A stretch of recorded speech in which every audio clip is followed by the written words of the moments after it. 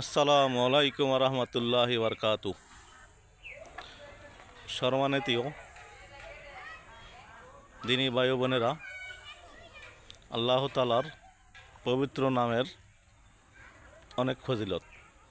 যে যে নিয়ত করে আল্লাহ তাআলা সেই নিয়ত পূর্ণ করে থাকেন। আজকে আমরা একটি নাম শিখব। এই পবিত্র নামখানি যিনি 313 বার পাঠ করবেন এবং আল্লাহ তাআলার কাছে যা চাইবেন আল্লাহ তাআলা তাই দিবেন। পবিত্র নামখানি হচ্ছে ইয়া হাকিমু, ইয়া হাকিমু, ইয়া হাকিমু। ফজরের পরে 313 বার এবং আশার পরে 313 বার। পরে যদি কেউ দোয়া করেন আল্লাহ তাআলা কবুল করবেন।